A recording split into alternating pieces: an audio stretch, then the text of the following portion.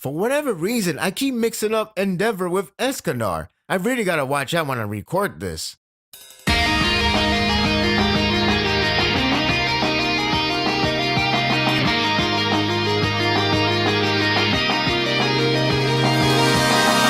The battle rages on between Endeavor and Nomu, high-end edition. But first, we'll interrupt this program for a small family reunion. Endeavor is the #1 hero, and he has to prove that he is capable of winning the title.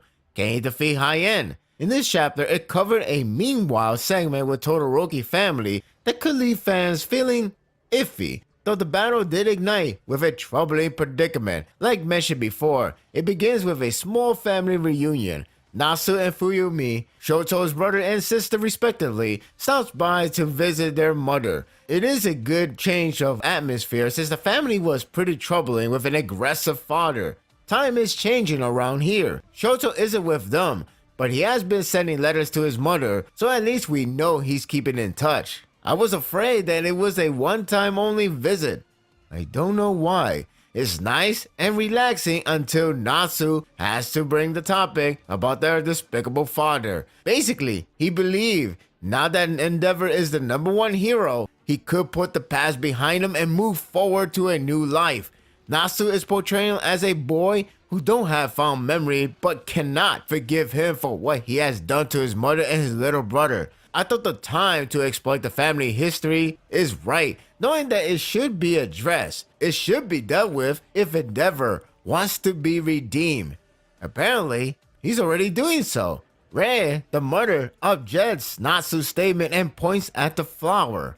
Because it was Endeavor that sent it. He didn't physically visit her since it was on doctor's order, but he has been coming by to repair his damages. At least he's working on it, so that's reassuring. It does feel like it may end up skipping the troubling phase altogether though. I thought it was important enough to see it slowly build up redemption rather than saying in one setting. If anything, the starting point should have been addressed and then have this chapter come to light for a stronger morale. It sort of reminded me of Inasa, who quickly changed his mind, but he's a minor character, so it's probably the reason to jump ahead. I'm not asking to be exactly like Deku and Bakugo's situation, which, by the way, more needs to be shown, but I don't want to feel cheated. Perhaps there was a better timing to cover the status with the Todoroki family. Some will argue that it is setting up for Endeavor's demise, though I didn't read it that way. It could set up for a good ending for him because the way I see it so far, it seems like this arc will be very short. The focus still centers on him as the #1 hero and has the opportunity to shine. When you add the family scene with the current theme, it seems like the payoff is to cleanse his bad name. It's only a guess, so it's early to judge.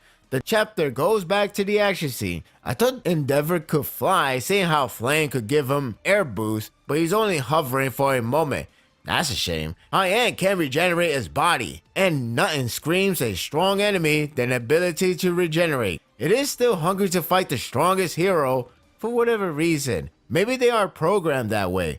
Now that Endeavor knows it can talk, he doesn't go for the kill, rather to capture. He used Hell Spider. By High-End pulls a venom from Spider-Man and wraps around him. I couldn't make it out at first, since the black coloring blended too well with his costume. I almost thought he was trying to convert him as Venom. References aside, he shoves him hard to the building. Clearly, I see where Kohi invests his artwork on. But it does look pretty good. It must be one for Bones for its explosive, well not literally, scene. Endeavor tries to break free, but it decides to cut the building. After the comical exposition about the falling building piece, seriously, it is common knowledge. It has room to explain the depth of Hawk's quirk. Mighty wings. Sounds like a meal from a fast food restaurant. Then again, that might be the point. It has strong senses, from screaming to clothes rustling. It can detect. It's not mighty without being strong as well. It's not strong enough to hold a building, but it can hold civilians. It's all controlled by Hawk's mind. The quirk isn't so difficult to figure out, but it's neat to receive a better insight. The chapter ends with Endeavor attacking High-End and the building piece to prevent falling in its whole form. That still doesn't do much with High-End, as it is getting interested on where this is going. If there's more of it, that's going to be very troubling.